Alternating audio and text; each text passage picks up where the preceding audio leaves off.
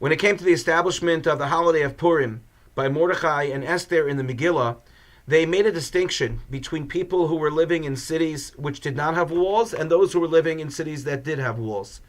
They said that people who were living in cities without a wall, those people would celebrate Purim on the 14th of Adar, and people who lived in cities that did have a wall would celebrate on the 15th of Adar.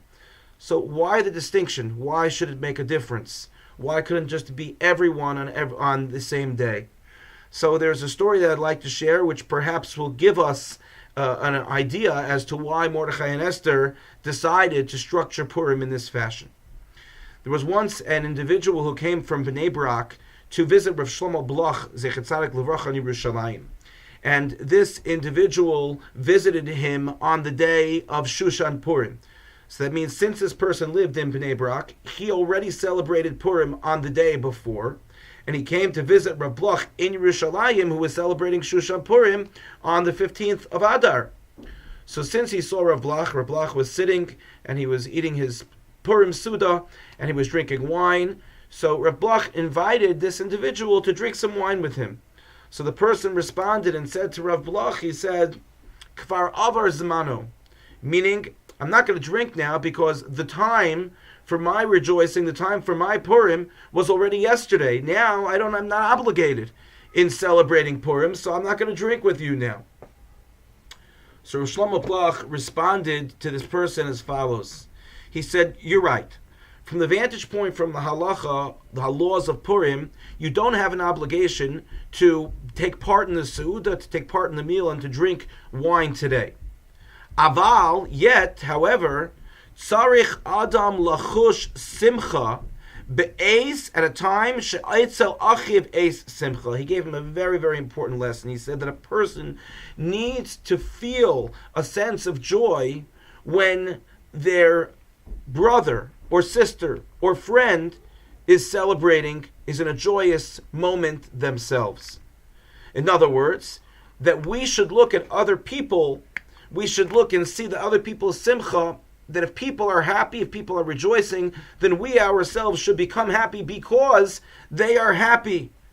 So if we think about the context of the miracle of Purim and what it was that Haman Harasha described the Jewish people as, that we were a mifuzar u'meforad ben ha'amim, we were a people that were divided among the nations. And the objective, the goal of Mordechai and Esther in establishing Purim was to unite the Jewish people, was to give them a sense of brotherhood, connection, belonging.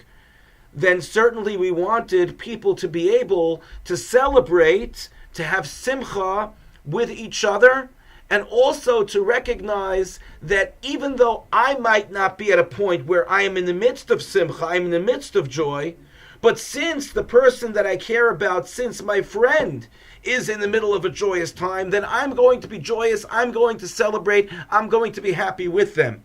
So precisely what Rav Bloch was trying to tell this person was that even though you're not celebrating Purim today, you had your simcha yesterday, but the fact that I am celebrating Purim today, the fact that I am having simcha today, the entire concept of Purim and Shushan Purim is that we should have a sense of connection, that we should have this idea of feeling that we are one, that we are able to join in our simcha, the simcha of each other, and that we are able to feel that sense of unity that existed for the Jewish people in the times of Mordechai and Esther in Shushan.